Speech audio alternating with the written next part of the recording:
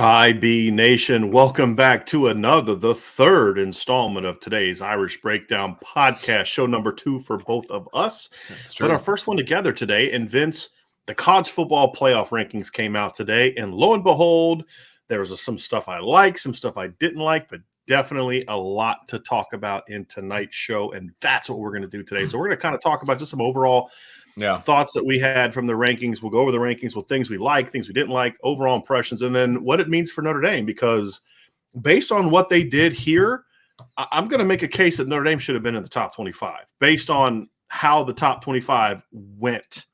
And I'll state my case here in a little bit. Not that it matters a whole lot. I mean, there's no way Notre Dame's going to the playoff, right? No way. Zero. But I found it interesting that some of the rankings they did have. So, let's just begin, Vince, by going over the top 25. We're going to go 25-1 like they do. So you had Central Florida, number 25 at 6-2.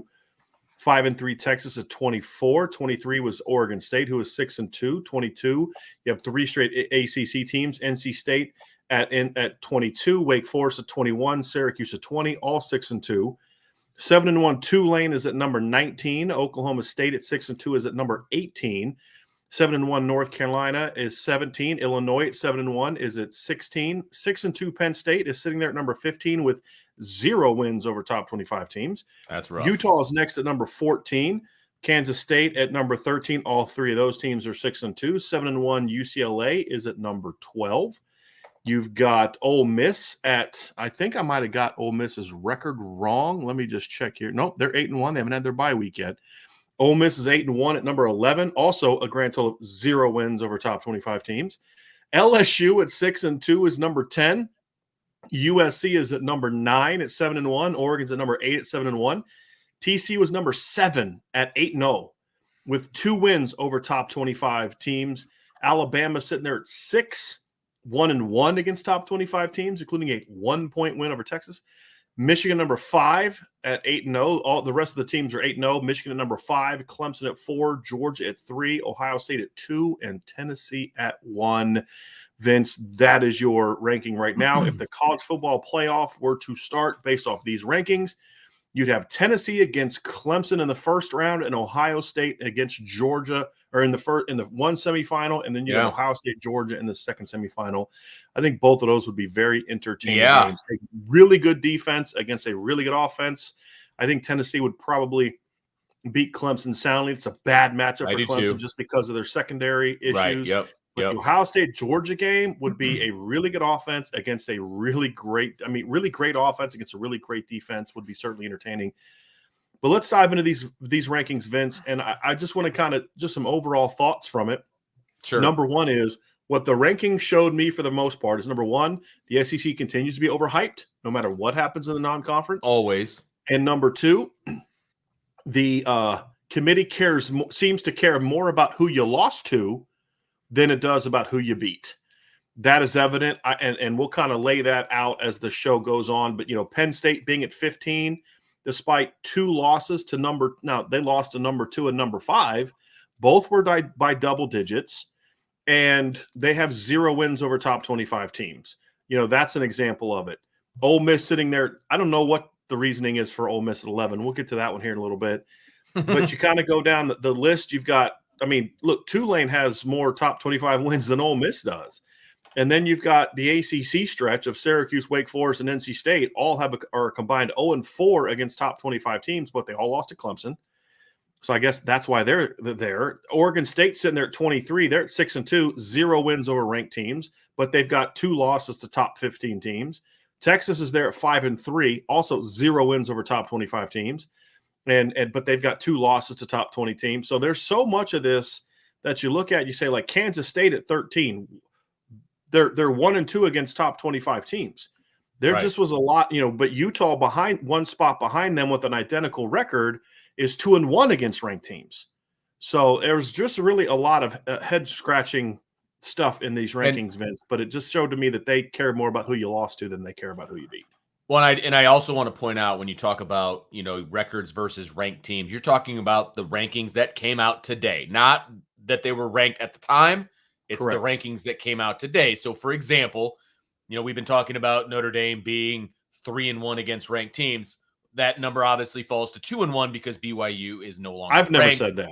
Oh, I've I'm never just said 3-1. I'm giving they were ranked at the time that they played Sure. them. You know what I Sure. mean? And that's all we had to go off of, Right. because we didn't have these rankings, right? Right. So I just wanted to clarify in case anybody was wondering. That's how that's how you're going off of the records versus ranked teams. It's the rankings that they came out with, which is even Right. more perplexing if you ask me when it comes down to some of this stuff. But there's just, look, if you want to take the micro view and say, hey, did they get the top 4 right?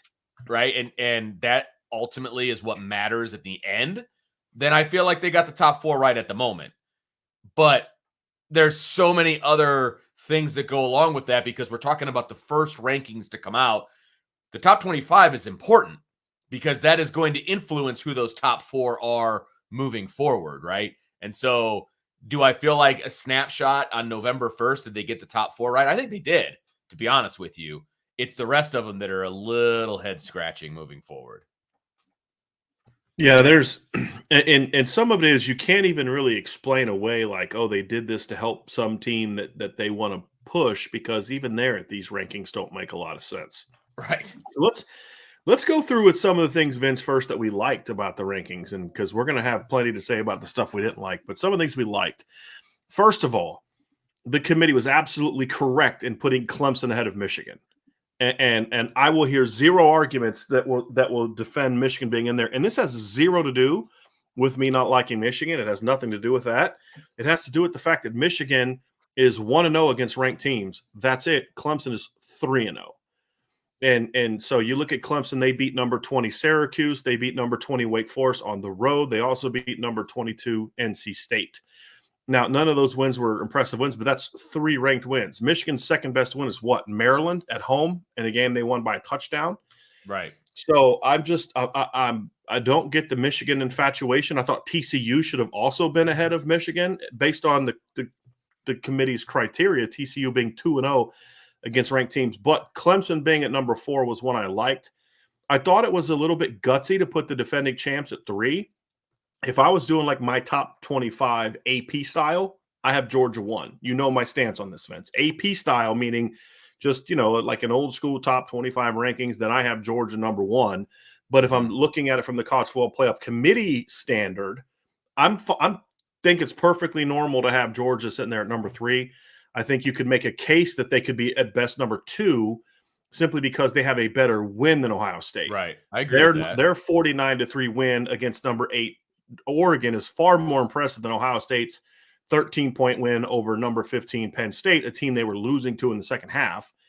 So, but I also think that Georgia's also had a lot more kind of sloppy wins. Didn't look good against Kent State, didn't look good against Missouri. I mean, really got outplayed by Missouri. The comparable game for Ohio State is the loss to Notre Dame, who is a much better football team than Missouri. Right. So a lot of these teams have not really played a lot of great schedule so far, but I'm comfortable with Georgia being at number 3, Ohio State, because that one win might be better. But I think overall, I just think Ohio State's been a more impressive football team so far for me. Agreed. Yeah, absolutely. Yeah. So that's something I like. I thought Tulane being at 19 was absolutely right. I mean, you look at Tulane, and I understand it's Tulane, right? And then you look at their losses. Man, that loss to Southern Miss is really bad. But they did beat Kansas State, who I think is a good football team. They beat Houston on the road.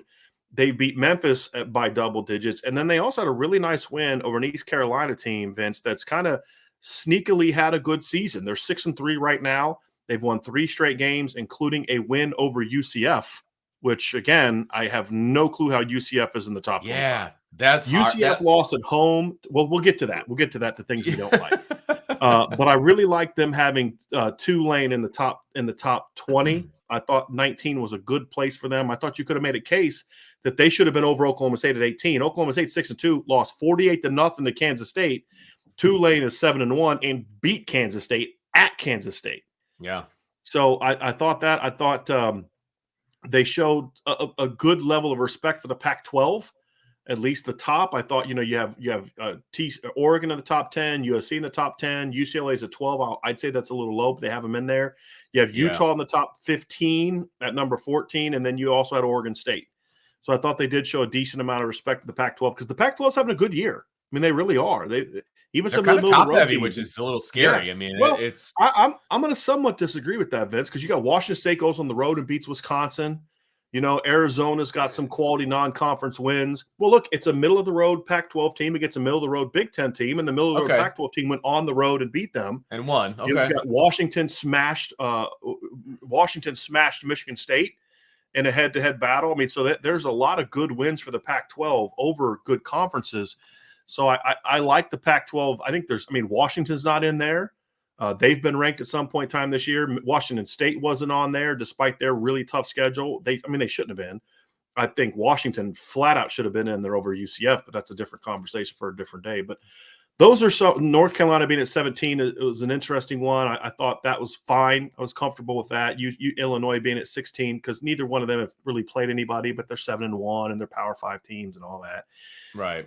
But those are some of the things I liked from the rankings, Vince. What were some things that you went through here and liked? Well, like I said, I was happy with the top 4. I think they got the top 4 right, and I will throw my shade at Michigan at this point that they're the bridesmaid and the first one out. I do like that, but I think it's right. They should have been. Everything that you said is absolutely accurate. It just also makes me happy as well. I mean, that's really what it is. Let's see, what else did I like? I actually did not mind. I mean, I know the numbers tell you that Ole Miss should not be at 11. I like the way they play. A couple of the games that I've watched for Ole Miss, I like watching Ole Miss. Which games did you watch? Decent. I can't even remember at this point. They all run together. It definitely wasn't Vanderbilt or Auburn or LSU. Well, it definitely wasn't Kentucky. LSU.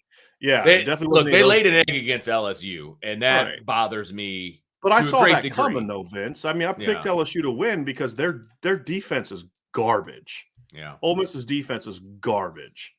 So anyway, sorry. No, you're fine. I don't mind Ole Miss where they are. I actually don't mind that. I thought, well, we're talking about the things that we like. Let's see here as I'm working my way down. What other than you enjoy watching? Basically, I wrote down all the things I didn't like. Yeah. Well, there's a lot of that. Other than, and I'm not going to I'm not going to answer this question. I'm not going to debate this question with you because I want you to be able to answer it. Yeah. But what about Ole Miss do you like besides just enjoying watching them play? Like, I like their offense. I think their offense can beat teams on, any regular. They can beat a team any day, right? I think their offense is good enough to beat teams. The problem is, like you said, is their defense, and I get that. And we're talking about team rankings, not offensive rankings. Right. But in college football, I would much rather have a dominant offense than, if I had to pick one, I want a dominant offense because you need to score points. So that's why I don't have a problem with where they're at. I have trouble finding other teams that are going to be ahead of them. But I could. Here's my question: Why shouldn't UCLA be ahead of them?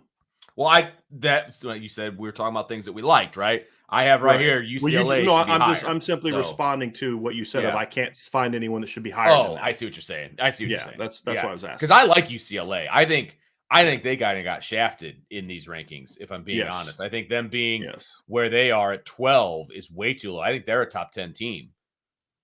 I think they're I mean, because their only loss is to arguably the hottest team in college football, not named Tennessee. Sure. I mean, Oregon's red hot. I mean, they are. Right. I mean, they're not just beating people; they're smacking people. And they got Oregon 4 spots ahead of them. Right.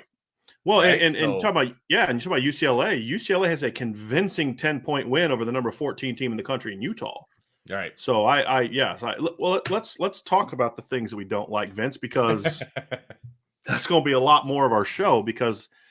I thought there was a lot of people say SEC bias. There was definitely SEC bias. And here's my issue. They use this strength of record thing. And it's so geared towards pro SEC because it's just such a arbitrary standard. Like the committee has always talked about how, we're going to look at what we see. We're going to look at resume, how teams play. The strength of record essentially is how would other teams, how would you do against other teams do against your schedule, right? Which is such an arbitrary way of looking at it. Like, how could you possibly know? could you possibly know how other teams are going to do against this particular thing? It's really an absurd thing. It's attempt to not look at. It's an attempt to basically get away from strength of schedule because there's so many good teams now that are scheduling garbage in the non-conference that they have to use strength of record over strength of schedule. Because, for example, you look at the top 4 teams. Here's the strength of schedule of the top 4 teams. Tennessee's 19th. It's good. Ohio State 52nd, Georgia 75th, and Clemson 72nd. Now, I still don't have a clue how Clemson's strength of schedule is 72nd when they've played 3 top 25 teams, and Florida State, who's 6-3. I have no clue how they're 72nd. So I guess I somewhat understand that. But a lot of this stuff, like Michigan's is 79th, how are you going to rank? Because the problem with so much of the strength of record and strength of schedule stuff is perception. Right. It's perception of this conference relative to that conference. Absolutely. And that's a big part of the thing. Like, for example, Pitt is a middle-of-the-road ACC team. At best, they're the 6th best team in the ACC. At best. They took Tennessee to overtime. They took the number 1 best team in the ACC to overtime. North Carolina just destroyed Pitt this past weekend in the 4th quarter.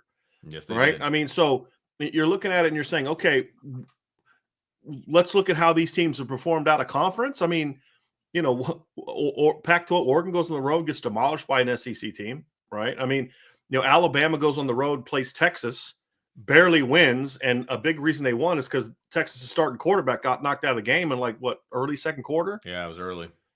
So, but the perception is, oh, well, this league is better. I mean, LSU sitting there at 10, who was their only good non-conference opponent? Florida State. Florida State controlled that game from beginning to end, right? And Florida State is at best the 5th best team in the ACC. So, the 4th best team in the SEC, who's a top 10 team, played on basically on it's a neutral field, but it's as neutral of a field as it was for Georgia against Oregon. And that at best 5th best team in the ACC beat them, right? Middle of the road, at best 6th or 7th best team in the ACC. Again, at best, I would say Duke is better than Pitt. So I would say they're at best 7th in my opinion. Pitt, they take the number 1 SEC team in the country to overtime. So explain to me why the SEC is the number 1 ranked team. I mean, did you watch what Appalachian State did to Texas A&M, who was a play away from beating Bama? Right? I know we're getting a little bit of transitive property here, but that's what this is supposed to be about. So sure, the SEC love, what you expect, it was irrational this year, in my opinion. So far, it was downright irrational so far this year. It really didn't make a lot of sense, Vince. And I'm comfortable with Alabama being at 6 to a degree. I can live with it, but here's my thing. I'd have TCU. You know what? I can't. To be honest with you. I'm gonna try to. I was gonna try to be nice and not be total anti-SEC today, but no, I can't. I can't because here's my thing. Alabama's played 1 Big 12 team, right? They went on the road and played Texas, and honestly should have lost that game. And the only reason Texas is in the top 25 is to give Bama a win over top 25 team. That's the only reason Texas is in the top 25, right? But then you look at Texas. Okay, they lost at Oklahoma State by a touchdown. They lost at Texas Tech. They beat Iowa State, West Virginia, Oklahoma. They haven't played TCU yet. So Alabama's 1-0 against that league, a middle, kind of the 4th or 5th best team in the Big 12. Right. They barely won, and TCU is undefeated, obviously, in that quality league. So, and they haven't lost a game yet. So I didn't like that. I thought, yes, I was going to try to be nice and Alabama. But you look at the resume, what about Alabama should be there now, right? There's nothing about Alabama's resume that should have them 6 other than reputation. They beat Utah State, who's no good. They barely beat Texas. Their other wins are over Louisiana Monroe, Vanderbilt, Arkansas, who's not very good. They beat a Mississippi State team at home who's okay. They beat Texas. They barely beat Texas A&M. They talk about game control and this team wasn't overly impressive. Well, what was impressive about Alabama's win over Texas A&M? And then they got beat by Tennessee. So, I'd have to say TCU should be ahead of Alabama. Yep, that's what I had. I mean, I had TCU 6 and Alabama 7 in my rankings. That matter to me only.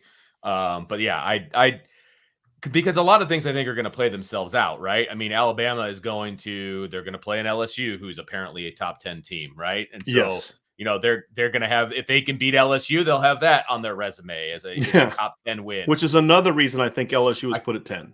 Yeah. I think absolutely. the only reason to put LSU at 10 was to give Good call. Alabama a chance at a big win. That's it. Good call. Because you and I have talked about this a bunch, right? They position teams to make other teams look better, to prop up where they put certain teams, right? And that's why you made the argument that Notre Dame might be in the top 25, because it would prop up the teams that they're going to play and teams that they have already played, right? Ohio State, Clemson, etc., right? A USC. And I get that argument 100% because that is what this committee has done in the past. Right. They have done a good job of getting the top 4 right. I really believe that. But that right there with the rest LSU of the top is overdoing it. Yes, I agree. LSU, because let's look at LSU's resume. Okay, their strength of record is 16th. Their strength of schedule is 29th, and their game control is 42nd. The only team in the top 25 with a worse game control than LSU is Central Florida, and I'll give it to you. Their LSU is closer to Central Florida than they are to the next team ahead of them in game control. They're 1-1 against top 25 teams. They had a good win over Ole Miss. Again, I think Ole Miss is overhyped. I don't think Ole Miss has any business being at 11. They have not really beaten anybody any good. The only other decent team they played this year was Kentucky, and Kentucky also honestly should have beat them. I mean, Kentucky choked that game away at the end. They struggled to beat a mediocre Vanderbilt team. They struggled to beat a Auburn team that just fired their coach. And then they went out and got blasted by LSU, who lost to Florida State, by the way. Yeah. And then you also look at LSU, who got absolutely annihilated at home by Tennessee. So what about LSU should make us think that they're a top 10 team? Is it their loss to Florida State, their win over Mississippi State, who's ranked, their win over New Mexico, their 4-point win over Auburn, a team they were losing 17-0 at one point in time, who, again, just fired their coach? So, I mean, are you really going to tell me a 10-point win at Florida? I mean, the win over Florida was a quality win, but Florida's 4-4, not in the top 25. Right. That's not a very good football team. It felt like if you would have told me at the beginning of the season that LSU was going to beat Florida at Florida, I was like, wow, that's a really good win. It hasn't really shaken out that way, right? Just like a win over Notre Dame, if for some people would say, wow, that's a really good win. And maybe now they're saying, well, maybe that's not the best win at the moment. But you know what I mean? The difference is that Florida has one decent win over Utah, good win over Utah. Notre Dame's got 2 top 25 wins. That's so, true. I mean, and Notre Dame has a better record than Florida. Yes, they do. Right? I mean, yes, that's the other part of it. So, like beating Florida at the Swamp is what I thought would have been a big win at the beginning. Would have been going into the season, But they're not. It's not now. Right. It's not that big of a win anymore. They're a 500 football team. Right. Having LSU there at 10 was ridiculous. And again, UCLA, LSU at 6-2 was ahead of 1, 2, 3, 4, 5 teams that were 7-1 or better. Now, one of them I understand, Ole Miss, because I actually think you could make a case that 6-2 LSU should be ranked higher than 8-1 Ole Miss, because as I said, Ole Miss hasn't beaten anybody. Sure. Right? I mean, they've beat up on a schedule that I think a lot of teams could have that control. Like, and they have Ole Miss. Handily. They have Ole Miss ranked 9th, Vince, in strength of record. Explain that to me. Explain to me how you can make a case that Ole Miss should be that high in strength of record. You're telling me there's only 8 teams in the country that could have been 8-1 right now against Troy, Central Arkansas, Georgia Tech, Tulsa, Kentucky, Vanderbilt, Auburn, and Texas A&M. I mean, App State beat Texas A&M more convincingly at Texas A&M than Ole Miss did. And yet LSU is 16th in that ranking, and they're ahead of Ole Miss. So, right. You know what I mean? So that's what I'm saying. The strength of record is arbitrary, and it's very pro-SEC. I mean, if you look at the strength of record, you've got, 1, 2, 3, 4, 5. Let's go to, you got 5 SEC teams in the top 20, and I'm sure there's more, but I don't have those. Let me see if I can find this strength of record thing here real quick. Yes, so let's go to strength of record, and so you've got here. This is going to be easy to do. If you look at the SEC, there is 1, 2, 3, 4, 5, 6, 7 SEC teams in the top 30 of game control. Based on what? Like, what are you basing this off of? What they do against each other? Because none of those teams were necessarily sexy out of conference. So outside of Georgia, I mean, Georgia's the only SEC team to me can say, hey, we have a great out of conference win. What's Tennessee's great out of conference win? An overtime win over Pitt? I mean, do we need to go over Pitt's resume? I mean, do we need to go over Pitt's 4-4 resume that includes losses to Georgia Tech at home? Right? Georgia Tech had a more convincing win over Tennessee or over Pitt than Tennessee did. Right? They also lost at Louisville by 2 touchdowns and at North Carolina by 18 points. So, again, what's impressive about that? What's Alabama's big road win? A 1-point road win over number 5-3 Texas in a game where Texas was leading until their starting quarterback got knocked out of the game. Right? I mean, outside of Georgia, none of those teams have good out of conference wins. I mean, Ole Miss's best out of conference win was what? Georgia Tech. They're terrible. So it's one of those things, Vince, where I look at it and say, boy, this is just the SEC homerism here is really interesting. It's very interesting. What are some other things you did not like about this? Because there's several things I didn't like about this, Vince. All right, let's see. As I go through here, I think that you want to just go bottom up. Yeah, I mean, why don't we do that? Because we start at the bottom. UCF doesn't belong in the rankings, period. Not UCF and Texas, neither one. Correct. So here, UCF hasn't even played a top 25 Let me give you team, a little stat, Vince. Let me give you a little stat here, okay? Notre Dame has as many wins over current top 25 teams in this ranking as let me put it here. Michigan and LSU combined. But if you want to look at it this way, they have more wins over top 25 teams than LSU, Ole Miss, Penn State, Illinois, North Carolina, Syracuse, Wake Forest, NC State, Oregon State, Texas, and UCF combined. One. There's the one. It's the LSU win over Ole Miss. The LSU win, yeah. So how is 5-3 Texas? Because again, they're going to say, well, you lost to Marshall and Stanford. Very fair point. Fair. Then what you're telling me is you care more about who you lost to than who you beat. Right. Because Texas has 0 wins over top 25 teams. They have 2 losses to top 25 teams. Notre Dame has 1 loss to a top 25 team. You look at UCF, 6-2. UCF has 0 wins and 0 losses against top 25 teams because they have yet to play a team ranked in the top 25. And they have 2 losses. I mean, yes. And who were their losses to, Vince? They lost at home to Louisville, who is a middle-of-the-road ACC team that is currently 5-3. And they also have a loss to Boston College on their resume, mind you, and a blowout loss to Syracuse.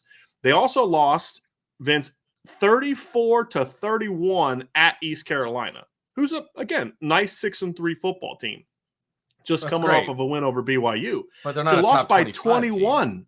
But you lost by 21 to that team. So that they shouldn't be there. Oregon State's another one at 6-2 that I didn't like. Why is Oregon State in there? Because they have 2 losses to good teams. That Oregon State is in there to help Utah and USC's resume. That's it. Yeah. Because that's who their 2 losses are to. Right.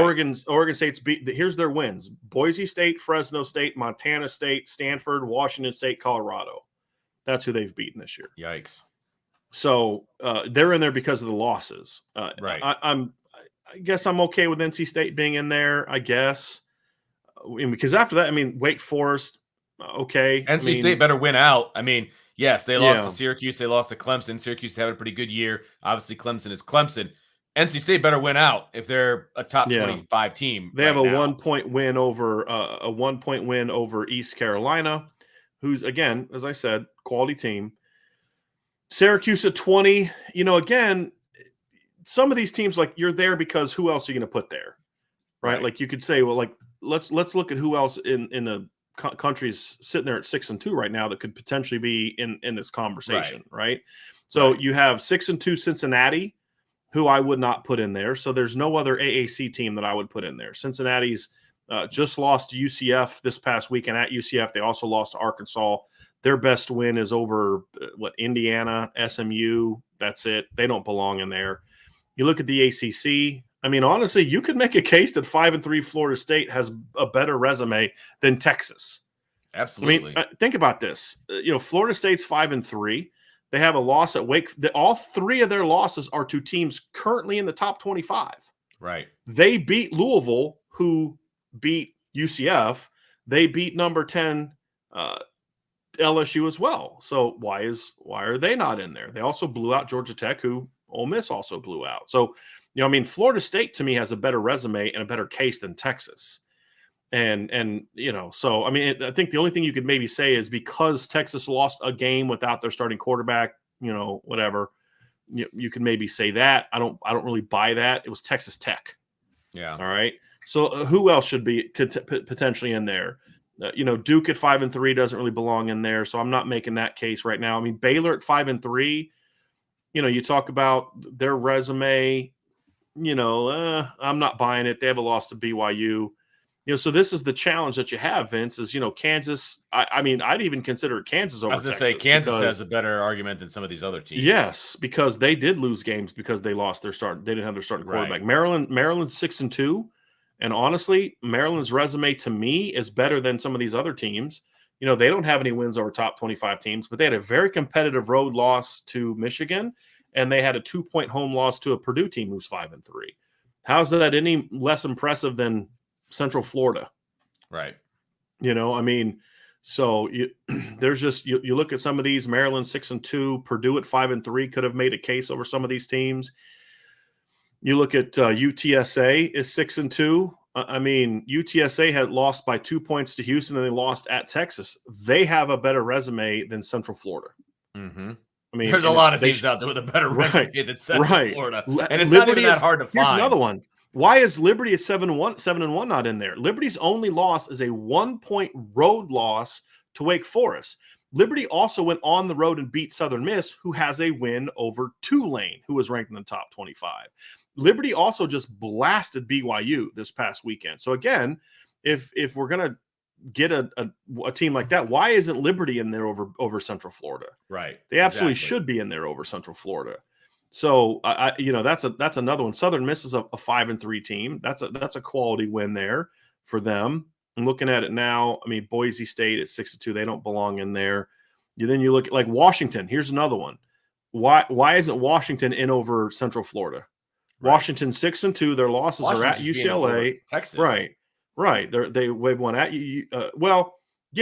I mean, their loss to Arizona State was bad. They lost by a touchdown at Arizona State, but their other loss was an 8-point loss at UCLA, and it wasn't convincing. They got outplayed, but they beat Michigan State. They blew out Stanford. They beat Arizona convincingly, beat Cal. I mean, that's no worse resume than what UCF has at 6-2. Sure. I mean, it's really not. It's really not any worse. So that's a team that I would have had in there over them. So, and then you go to the SEC. I mean, honestly, Kentucky at 5-3 has a better – Kentucky and South Carolina at 5-3, Arizona State at 5-3, Mississippi State at 5-3, all deserve to be in there over Central Florida, all of them. And that's someone who began the show talking about how there's too much SEC hype. A 6-2 AAC team has not even played a game against the teams you have in your top 25, should not be in there. Because you want to talk about strength of record? I mean, here. Let's compare UCF's strength of record, strength of schedule, and game control to Notre Dame's. They have a 1-game advantage on Notre Dame record-wise. UCF's strength of record is 40th. Notre Dame is 38. UCF is 103rd strength of schedule. Notre Dame is 11. UCF is 44th in game control. Notre Dame is 22nd in game control. And Notre Dame has 2 wins. They're 2-1 over top 25 teams in the top 25. There are only 1, 2, 3, 4. There are only 4 teams in the top 25 that have 2 wins over other top 25 teams. Tennessee's 2-0. They beat LSU and they beat Alabama. Clemson's 3-0 with wins over Syracuse, Wake, and NC State. TCU is 2-0. And they have wins over Kansas State and Oklahoma State. And then Utah is 2-1 with wins over USC and Oregon State, and a loss to UCLA. And then there's Notre Dame at 2-1, right? So the point is like, so why again is a 6-2 AAC team that has not played a top 25 team all year in there? That it doesn't make sense. I mean, again, UCF lost their only game against an ACC team. Notre Dame has 2 wins over ranked ACC teams right now. So some of this stuff is just some of this stuff is really, really shady. Penn State at 6-2 at 15 is too high. Again, it's way too they haven't beat high. anybody. Like, okay, Oklahoma State just got blown out. I get it, 48-0. Are we really not doing that? Are we now scoreboard watching? Or is that what we're doing now? Because if we're going to look at resume, Oklahoma State has a more impressive resume than Penn State. They actually have a win over a top 25 team. Right. They beat Texas more convincingly than Alabama did. So facts are facts. There's a lot of this stuff, Vince. That's some really weird stuff. And my comments about Notre Dame are not necessarily to argue that they should be in the top 25. It's really kind of irrelevant, but at least you want to get it right. I mean, honestly, I'd probably put Maryland in there over UCF. Mississippi State's an interesting team. They're 5-3, but if you look at their schedule, man, goodness gracious, they've beat Memphis by 26. They went on the road, beat Arizona. Their losses are at LSU, at Kentucky, at Alabama. They have a home win over Texas A&M and a far more impressive win than Alabama had over A&M. They blew out Arkansas at home 40-17. They blew out Bowling Green, and the game control of that game was more impressive than the game against Bowling Green. Vince, you and I listened to the Bowling Green UCLA game on our way to Ohio State, and Bowling Green was winning for almost the entire first quarter, almost the entire first half. And then Mississippi State also lost at LSU. So if you're going to tell me you care about who they lost to, I could make a case for Mississippi State. The only reason you wouldn't put Mississippi State in there is recency bias because they've lost their last 2. But they always say we don't look at what happened most recently. The committee always says we look at the entirety of the resume. And that's how you could justify putting Bama in after they lost the last game of their season in 2017. Right. Because that is the entirety of the resume. So 6-2 UCF is bad. Texas at 5-3 is bad. I'm not putting Texas in there. And they say, well, they got a really good, strength of or game control. If they haven't beat anybody, shouldn't you have to beat somebody to kind of be there? Exactly. So now I will say this about Michigan, Vince. They set Michigan up. Well, I don't think they set Michigan up. I'm comfortable with Illinois being at 16. And in fact, I would argue that Illinois deserves to be over Penn State, in my opinion, just because they've been more impressive in a lot of their wins than Penn State has. I mean, Penn State struggled with Northwestern. Now, again, Northwestern, it was in the rain. I get all that, but that was not an impressive win. But Michigan still has to play number 16 Illinois and number 2 Ohio State. So the reality is if Michigan wins out, they're going to get in. So it doesn't really matter where they are. And I will also say that if they do win out, they absolutely deserve to be in. So, I mean, they're poised. They're 5th. If they take care of the games on their schedule, they're going to get in and they would deserve to be in. I agree with that completely because at the very, if we're just using logic, right? If Michigan beats Ohio State, they should jump Ohio State. And there you go. You're in the top 4. And that's the goal, is to be in the top 4. Right. So, yeah, I have no problem with that. And Michigan has won the games that they've played. Sure.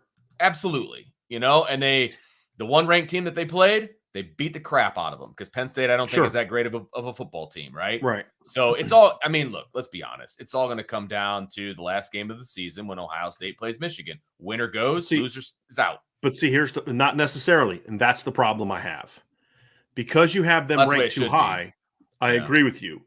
But if they go out and beat Illinois, if Michigan's 2 and Ohio State's 1, which is, or 2 and 3, which is possible because, hey, look, we're always talking about these rankings. Somebody's probably getting knocked out this weekend, or at least get knocked down because Tennessee and Georgia play each other, right? Alabama at 6 plays LSU at 10. So 2 top 10 teams are guaranteed to lose this weekend. True. Guaranteed to lose this weekend. Yeah. And if Alabama loses, they're out of the top 10. Sure. Should be, but you never know. Well, they lost the number 10 team in the country, Yeah. Right. A top 10 SEC team. Sure. Coach ever. Sure. Absolutely. Michigan does have chances. And if Michigan were to beat Ohio State, that they would then get a Big Ten West game, which right now might be a rematch against Illinois. Yeah, could be. Because Illinois has basically just got to win 1 or 2 more games against not very good teams to clinch the West. Right. Because they're 2 games up right now on everybody else in the West. Right. So, yeah. But I'll say this. Looking at this ranking, it just makes me even more pissed off that Notre Dame lost to Stanford and Marshall. I know. You're just like, dude, are you kidding me? If Notre Dame's sitting there with one loss, I mean, okay. They'd be we can play this game if you want to. You're right. They'd be ranked higher than Bama right now if they were 7-1. Yeah, I agree. Because they'd have 2 Ohio top State. 25 wins. They'd have a close loss to the number 2 team in the country. Right. Whereas LSU, I mean, Tennessee also had a close loss, or Alabama had a close loss, number 1. But then Notre Dame would have 2 wins over top 25 teams, and Alabama would have one. And both of Notre Dame's wins would have been over teams that are ranked higher than the best team for Alabama. So at best 6, at worst 7th. Is that fair to say? Yeah, absolutely. Absolutely. But man, that's the reality we should be living in, but here we are. So it's frustrating. It's frustrating. UCLA, Vince, that's one we glossed over. I think UCLA is too low. I agree with you completely. And not just the resume, but they've looked good in their wins. They dominated Washington. They dominated Utah. I mean, that was Utah's most. Utah should have beat Florida. Utah had every chance in the world to beat Florida. They beat USC. UCLA beat them from start to finish. Now, the final score is 42-32, 10-point win, but I'm going to look this up. If I remember correctly, Vince, didn't Utah score last? I believe Utah scored last in that game to make it make the score the bigger margin. Right. Yes, I'm looking at this now. Yes, Utah scored last. They scored with 30. They had an 80-yard interception return with 30 seconds left in the game. Why is UCLA throwing the ball with 30 seconds to go when you're up by, I don't know, 17? I'm looking at this here now. Utah never led in that game. Yeah. Now, they got to 3 points in the fourth quarter. Then they got to 3 points in the, let's see, it was 7-0, then 7-3. Then UCLA went right down the field and scored. Utah made it 14-10. UCLA went right down and scored. Utah scored to make it 21-18. UCLA literally scored in their next possession. Utah made it 28-25. UCLA went literally 2 plays and 61 yards for a touchdown on the next drive and put the game away. So, I mean, it was a competitive game, but UCLA literally led start to finish in that game. See, and outplayed them. As I'm looking at the rankings and where I would have things, right, I would have UCLA tucked in right behind Oregon, and I would have them above USC at the moment. Mm-hmm. At the moment. Right.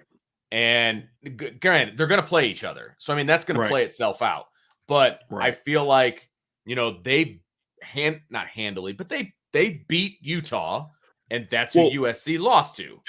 And Vince, USC's only win over top 25 team was a 17-14 win at Oregon State in a game where Oregon State had the ball in the USC territory 3 times in the fourth quarter and failed to score.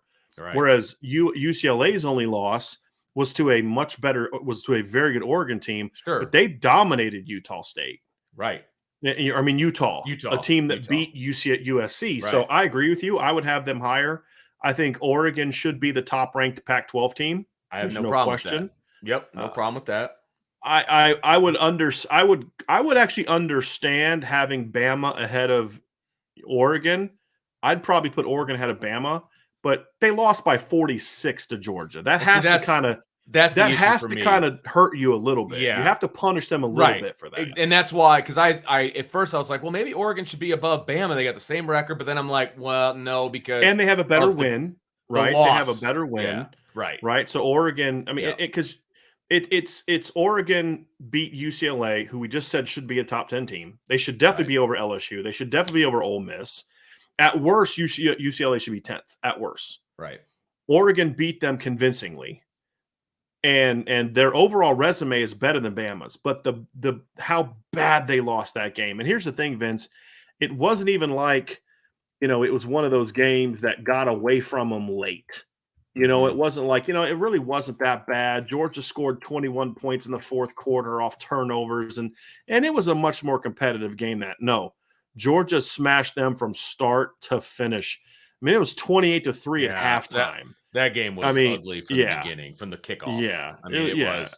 It's like they didn't even show up. I mean, it was bad. Right. And they deserved to get knocked down, at least behind Alabama, for that loss. Yes. No doubt about that.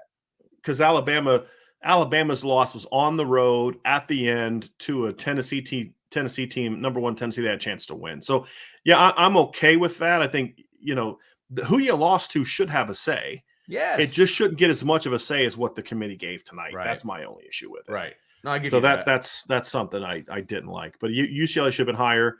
So I would have Kansas State, three I'd have had Pac-12 teams. 3 Pac-12 teams in the top 10. I would have. Is what I would end up having. Yeah, why that's not? what I'm saying. Like, that's what I've got. It's like, wow, Right. okay. Pac-12's bringing it this year. Yeah, they are. You know? And I would have had Utah ahead of Kansas State. I mean, you look at their records; they're 6-2 records. Right. Now, Kansas State is 1-2 against top 25 teams. Utah is 2-1 against top 25 teams. And then one of Utah's losses was a game, honestly, they should have won against Florida. But, they do have a loss to an unranked team, which, matters. Sure. Penn State should not be there at 15. We talked about that. I mean, look, I know people say, well, North Carolina hasn't beat anybody. Well, they have the same number of wins over top 25 teams as Penn State does. You know what I mean? So it's like, and Illinois, I mean, right. And Ole Miss, Right. So other than that, I mean, I just think the SEC bias bothered me. I think the lack of respect for UCLA bothered me. The LSU ranking was just absurd. And again, this doesn't have anything to do with Brian Kelly. I made a resume resume argument. Right. There's nothing about their resume that should make them be a top 10 team. Nothing. Agreed. And that's the route. Now, again, they'll have a chance to prove it this weekend. Look, absolutely. They got Bama this weekend, so they can go out there, and if they beat Bama, then okay, different story. And we'll have a different conversation next week. And that's the fun of this show, is that it changes week to week. You've got, like you said, there's 2 top 10 matchups this weekend. So things are going to get shaken up, after this, a week from today. We're going to be talking about 2 top 10 teams that lost. Yeah. And what does that do to their resume? Where does that slot them? Who gets to jump them? And excuse me, all of that, and hopefully we're talking about another top 10 team that lost to an unranked team. So that would be fun. Right. Couple more things, Vince. I want to bring a question up to you. We're going to go over what the 12-team playoff would look like in this format. But another question is, somebody had said that if the loser of Tennessee, Georgia should be out, because if you can't win your division, you shouldn't be in the playoff. I completely disagree with that. I don't. It's about getting the 4 best teams. Now, we might argue what best means. Sean and I had this discussion last night. Sean's like, who would beat Bama? Well, that doesn't mean you're the best. Otherwise, you can never not have Bama in the final 4, in the top 4, because they're always one of the 4 most talented teams in the country that could beat anybody on any given Saturday. But to me, if you are the 2 best teams based on resume, so like, let's say, the game's at Georgia, right? If I remember correctly, the game's at Georgia. I think that's accurate. So let's say Tennessee goes on the road and loses to Georgia in just a barn burner, just a great game. They lose to the defending national champions by a field goal. They finish 11-1. Georgia finishes 13-0. I'm going to have a hard time believing still that there's 2 other teams better than Tennessee. So again, it's about the 4 best teams. I think that there's some of this arbitrary stuff where you got to win your division. You got to win the conference. So we're going to put Penn State in the playoff in 2016 because they won the Big Ten. A Penn State team that lost to Pitt and lost to Michigan. What was it, like 49-14 or 49-10 or something like that year? Well, they won the Big Ten. I don't care. They weren't one of the 4 best teams. Ohio State was one of the 4 best teams that year. Yes. Yeah, I mean, I don't like it. Yeah, they lost to Penn State head-to-head. They didn't win the Big Ten. Okay, but they were still one of the 4 best teams. Yeah. And so, I mean, if another team has a similar record and they are just as impressive and they won their division and they won this conference championship, then yeah, that's going to be one of the things that could weight you, but it's not an automatic disqualifier for me. Right. Is my point. Like, let's say that Tennessee loses to Georgia and goes 11-1. Let's say Clemson this weekend loses to Notre Dame at Notre Dame and then wins the rest of the Big 12 or ACC. Is Clemson going to have a more impressive resume than Tennessee would at that point in time because they won the ACC? Maybe, maybe not. I mean, it's something that would be worth debating. Sure. Because, Clemson would have some quality wins and the ACC is getting better and they'd probably have a win over a good North Carolina team at the end, that kind of thing. But it's at least debatable, right? Same thing with Michigan and Ohio State. Let's just say hypothetically, Vince, that Michigan would have played a normal Michigan schedule. And they had a win over Notre Dame and they played a good Colorado team like they did one year. And they lost to Ohio State. Perfect example, 2006. Michigan loses at Ohio State late in the year. Right. If the 4-team playoff that year, I'd have had Ohio State and Michigan in the playoff that year. Now, Michigan would have been my 3 or 4 seed, but they were clearly 2 of the best teams in college football that year, in my opinion, right? So, yeah, I mean, it would have been Ohio State, Florida, Michigan, and I'd have to go back and look at the standings from that year. But there's definitely a good chance I would have had them in there. Let me go back and look and see what the rankings were that year. Wouldn't have had an ACC team in there. Wouldn't have had Oklahoma in there. Wouldn't have had Louisville in there over Michigan. You could maybe argue Wisconsin, maybe. But if you go back and look at the regular season, I'm going through it now. There's nobody else I can justify being in there over them. USC that year beat Michigan in the Rose Bowl. People say that, well, USC beat Michigan in the Rose Bowl. I don't care. That was played after the season.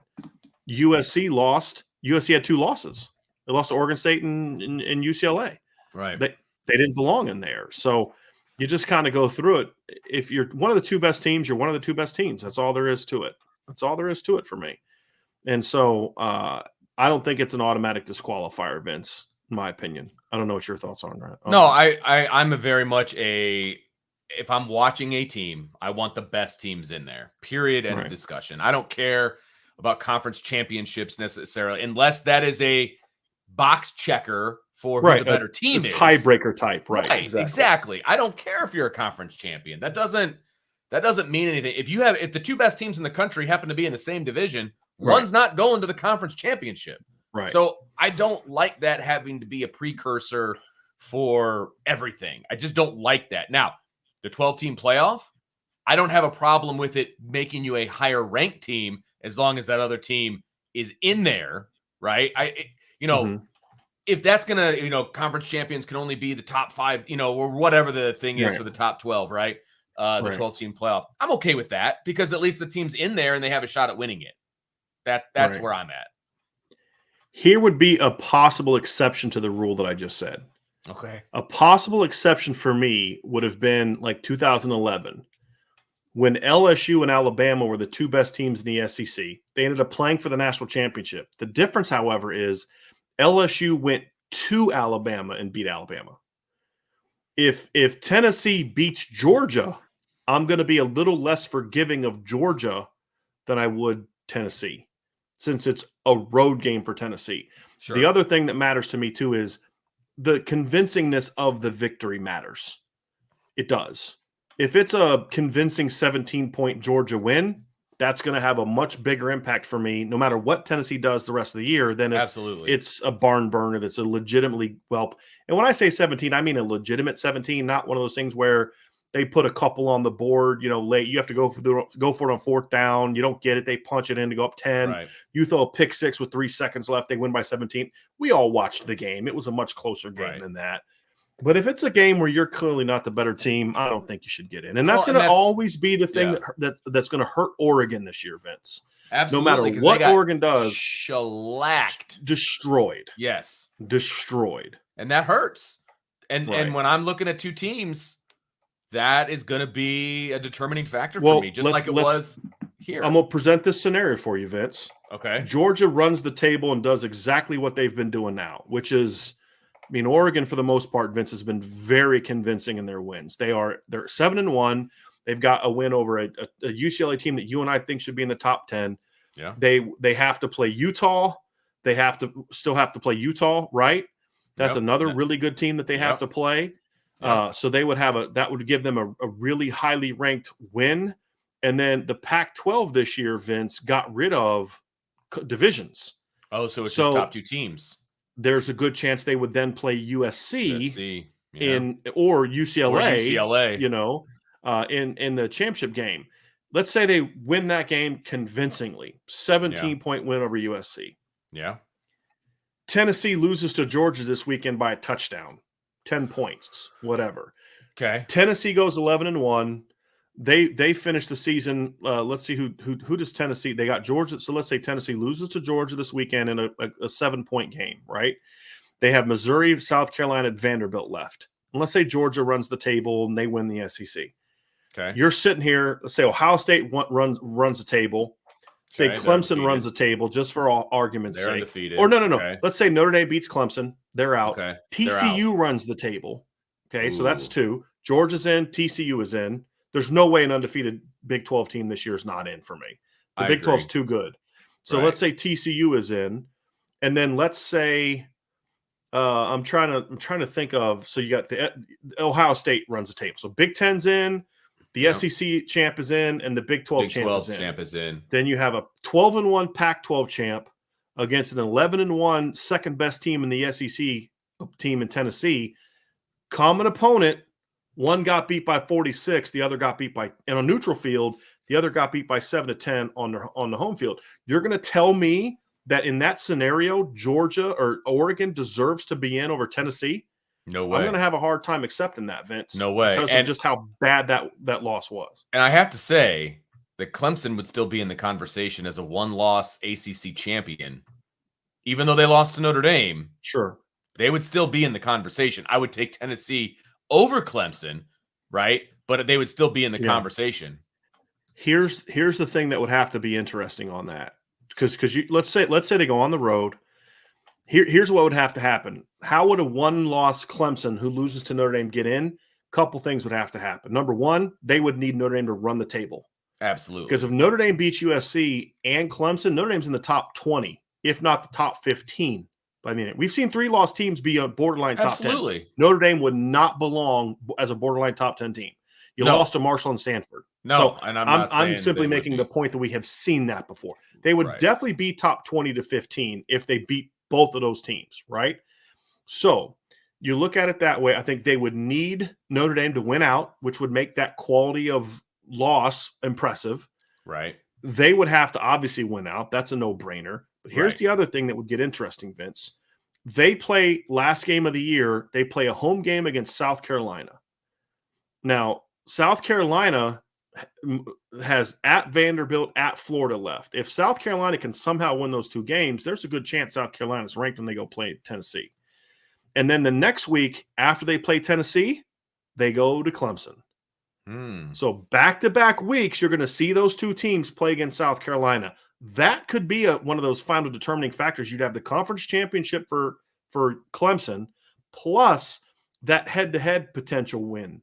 So if you're Clemson, you basically have to match the margin of victory, if not more so, when you play South Carolina. Yeah. So it could get really interesting, Vince, to see how this whole thing plays out. Yeah. This is not going to be the final standings. Okay, let's be real clear on that. I don't think it can really. Yeah. There's no way. Well, there's I mean, right now all four of those teams control their own destiny, but that changes after this weekend. Right. Because of they play each other. I mean, there's too many common opponents. Right. I mean, they play each other. So that's right now to me there's only 6 teams that control their own destiny. TCU, Tennessee, Ohio State, Georgia, Clemson, Michigan, and TCU. Yeah. Those 6 teams all control their own destiny. Now, because they're the undefeated ones. Right. Tennessee has to play Georgia. Ohio State has to play Michigan. So 2 of those are going to get knocked out. Correct. Somewhat. Potentially knocked out. And there were 4. Right. and that's assuming they all run the table. Of course. Right. So it's going to be fascinating. Here's also something that's fascinating, Vince, is I went through and I did the rankings for what the seeding for what the college football playoff would look like at 12 teams. So number 1 would be Tennessee. These would be the 4 buys. Tennessee at number 1. Okay. Ohio State at number 2. These are your rankings, correct? This is Brian's rankings? Going off of the college football playoff. Oh. Well, I'll put this to the side then. All right. We'll do that next, Vince. But I'm just gonna because you did all that. I want to see that. This is the one for them. You'd have Tennessee in at 1, Ohio State in at 2. You'd have Clemson and TCU. Because right now we're going with Georgia being the second SEC team. You can't have 2 teams from the same conference in the top 4 because it's only champs. So let's just say Tennessee's the champ based on what the ranking is right now. Okay. Right. Then your 5 would be Georgia. Your 6 would be Michigan. Bama would be 7 because again TCU leaped up to that 4 spot. Well, they wouldn't necessarily be 4th, but they would be. But that's where they would be in the ranking because of right. So Alabama would be 7. Oregon would be 8. USC 9. LSU 10. Ole Miss 11, and then Tulane would get a game against Georgia because they're the highest ranked. Because they're the highest ranked non. Yeah. There you go. Okay. So yeah. you'd have Georgia against Tulane, Michigan against Ole Miss, Alabama against LSU, which would be a rematch, and then USC against Oregon. Now, the interesting thing about this is there's no way it plays out this way because of how many times these teams have to play each other. Alabama has to play. Like, there's literally 2 games in there where for USC and Oregon to both be 8-9 at the end, they have to both win out, and they're playing each other in the Pac-12 title game. So it could happen. So there's gonna be a lot of shakeup, man. This is gonna be a really fun November. Yeah. Because you look at all the games. So like Tennessee has to play Georgia, then potentially Bama again. Think about that. Tennessee. Yeah. What do you do if you're with Tennessee if they lose a rematch on a neutral field against Bama when they beat Bama at home? You know, it'd have to be depends on the score. Ohio State has to play 5, Ohio State and Michigan. Michigan also has to play number 16 Illinois. Georgia has to play number 1 Tennessee. They would also then potentially have to play Bama if they beat Tennessee. Right. Oregon still has to play Utah. And then Oregon also still has to play either UCLA, rematch against UCLA. Yeah. Exactly. Yeah. Yep, exactly. And so there's going to be some interesting games there. LSU has to play, obviously still has to play Bama. Yep. Now here's the interesting thing. If LSU beats Bama, they are in control of their own destiny when it comes to the West because one of their 2 losses was non-conference.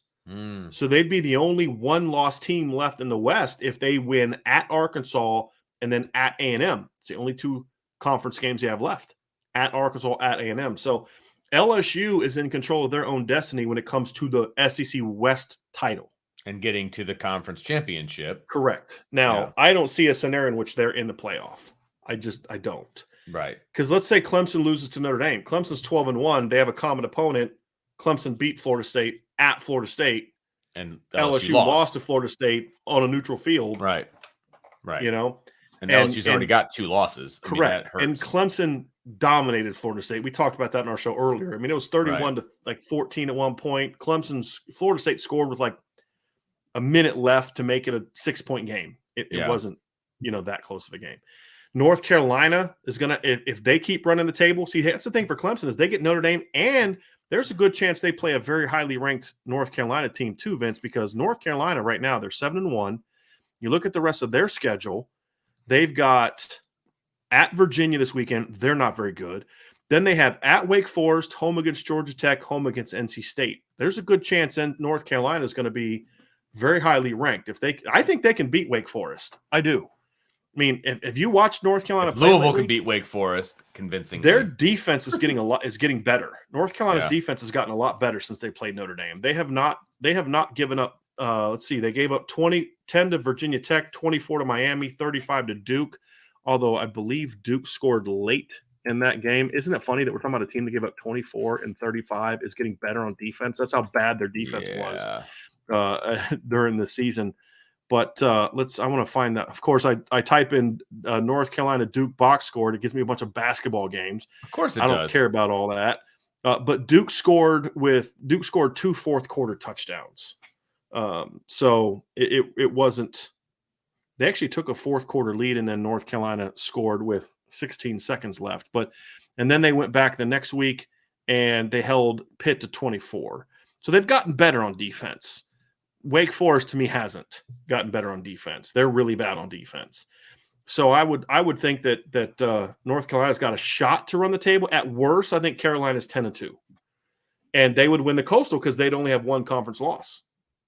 So because their other loss would be to Notre Dame. Right. So Clemson will have if Notre Dame can run the table, Clemson's going to have a really impressive resume with potentially 4 wins over ranked teams. And then their loss would be to a top 15-ish, top 20-ish Notre Dame team if Notre Dame runs the table. So it's gonna be a fun month, Vince. A very fun month. And it's gonna be great. We talked all this trash about Texas, right?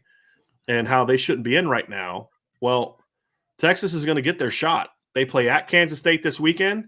They got home against TCU the next weekend. So it's going to sort itself out. They're either going to be deserving to be in because they win those games, or they're going to be knocked out. It's going to be as simple as that. So that's what I love about college football, man. It is settled on the field. Yeah, there's no doubt about it. So what is your 12, Vince? What would be your 12? So All right. what you would do, Vince D'Addario was the king of college football. He could do whatever he wants. Give me the title. But if a guy named Boo can be in charge, then so can I. I'm the grand emperor of college football. So I'm going to tell you, it has to be 12.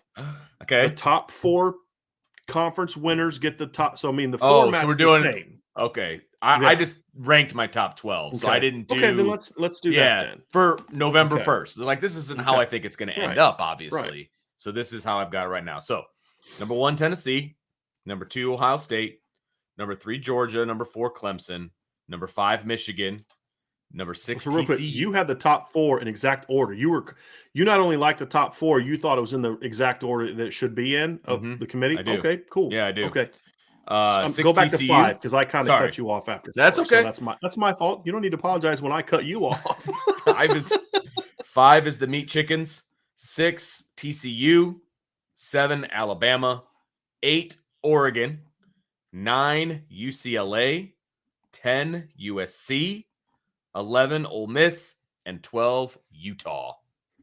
The only one that I would really push back against you on is having Ole Miss in there. And that's fine.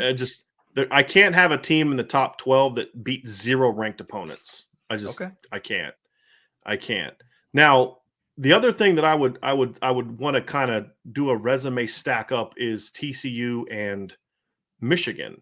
Because here's the interesting thing. If you look at the strength of record, TCU is 3rd in strength of record.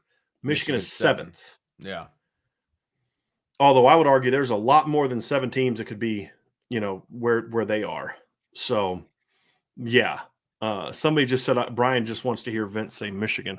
Vince won't say Michigan. He'll say Meat Chicken all the time. Yeah.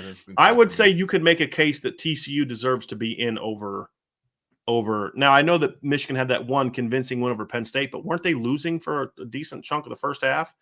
They should have been up. They had a couple bad breaks, but I think, you look at the 10-point win that Kansas State had over TCU had over Kansas State plus the win over Oklahoma State. I just think overall their resume is a little better than Michigan's, but it's tomato.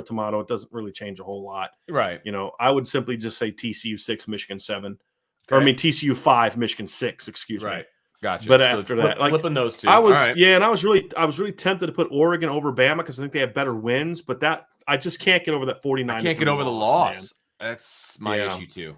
I can't. I would probably have. I like that you had UCLA over USC. That was good because they have better. They have more convincing wins than USC. Yep. I like that one. Good call on that one, Vince.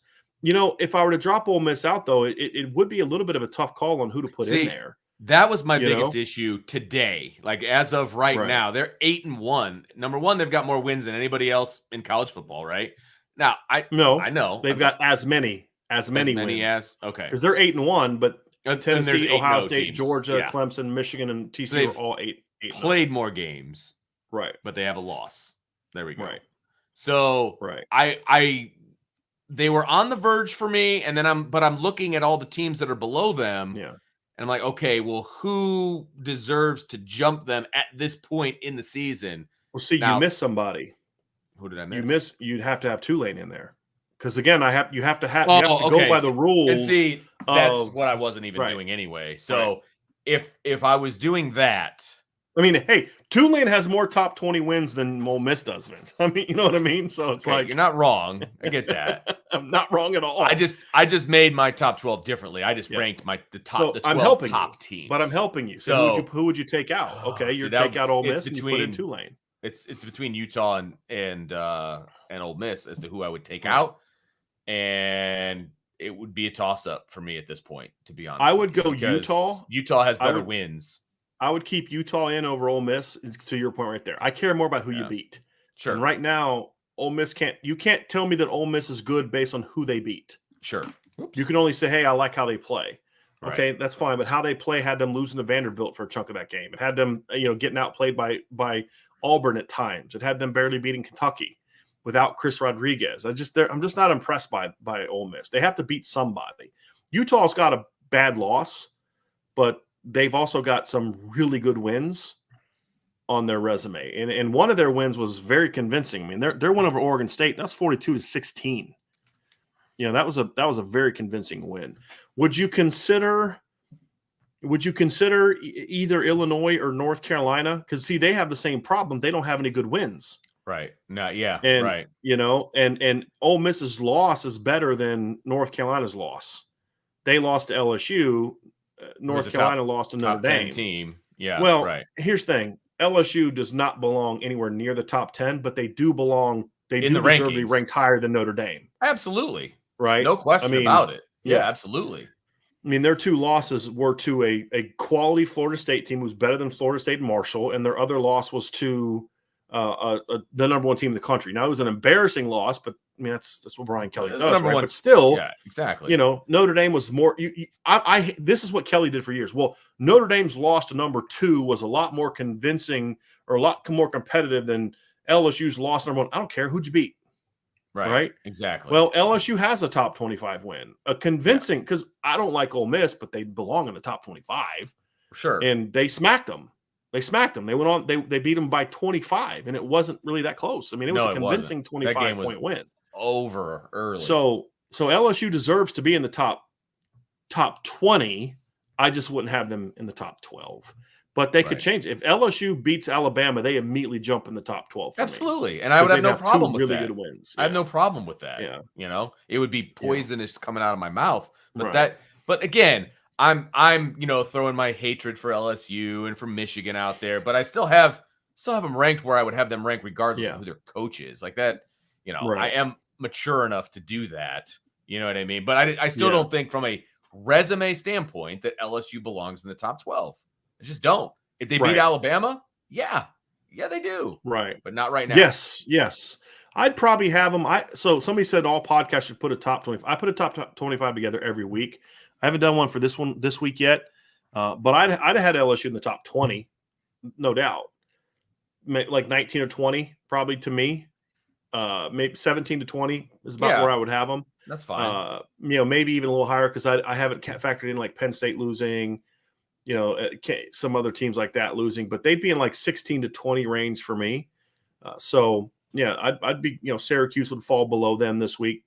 But again, Syracuse, because here's the thing, Syracuse has 2 better losses than LSU, but again, they haven't beat a top 25 team yet. LSU has a top 25 win. So I'm not hating on LSU like they should be in the top 25, but they just definitely should be 10. Beating Ole Miss is not the justification to vault you all the way up to 10 because Ole Miss hasn't beaten anybody.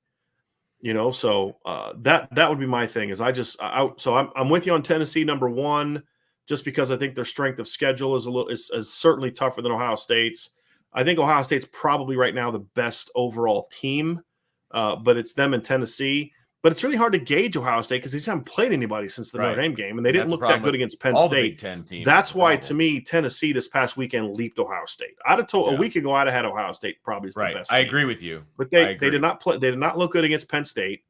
In Tennessee, I mean, look, what's different than Tennessee playing at LSU and Ohio State playing at Penn State? There is no difference. They're very similar teams. Well, Tennessee destroyed LSU at LSU, and Penn State or Ohio State was losing in the fourth quarter.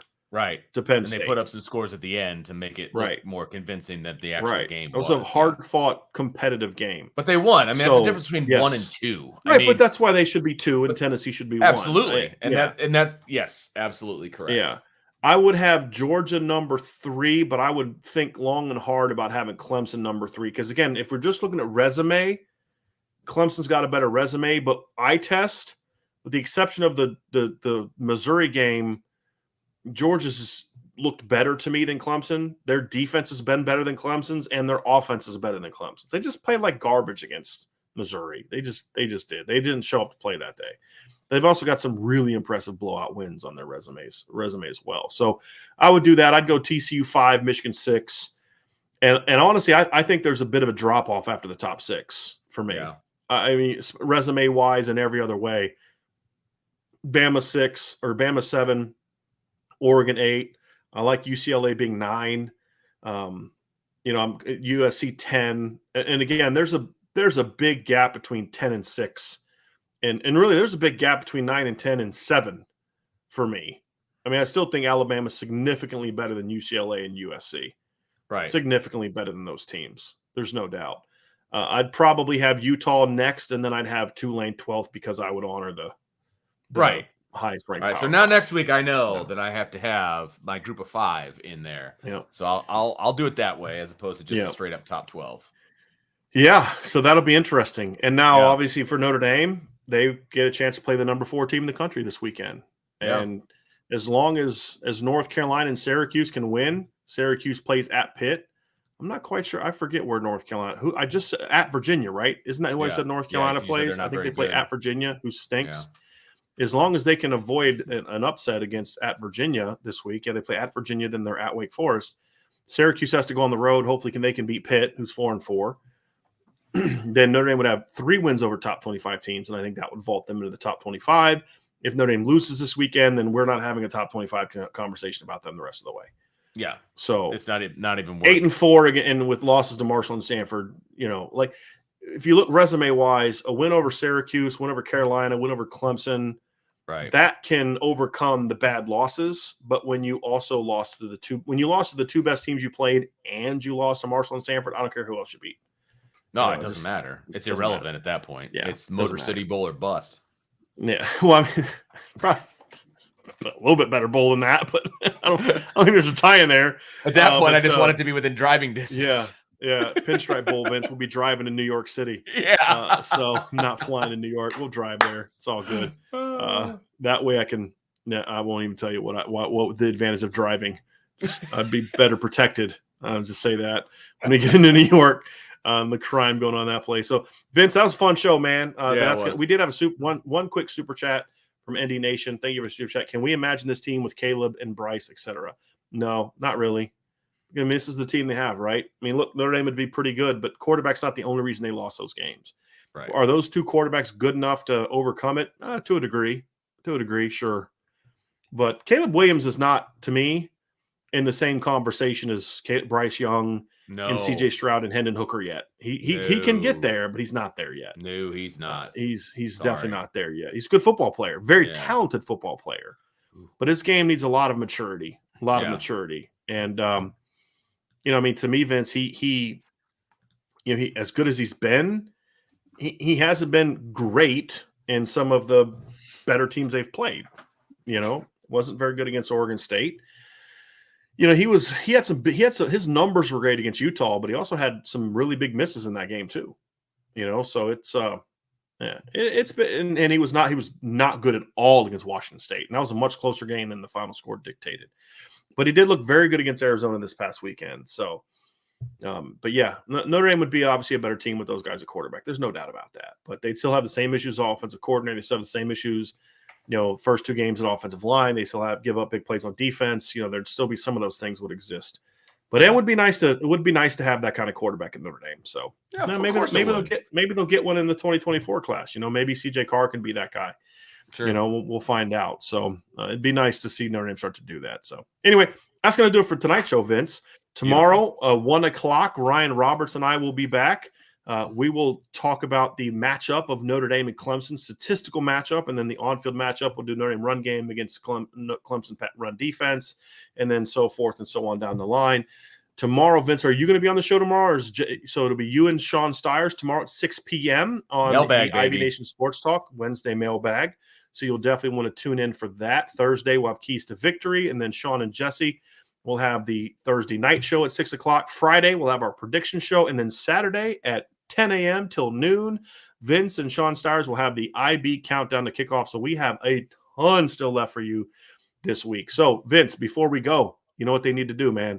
Hit that like, hit that subscribe button, hit the notification bell, share this podcast. I know the like button is lame.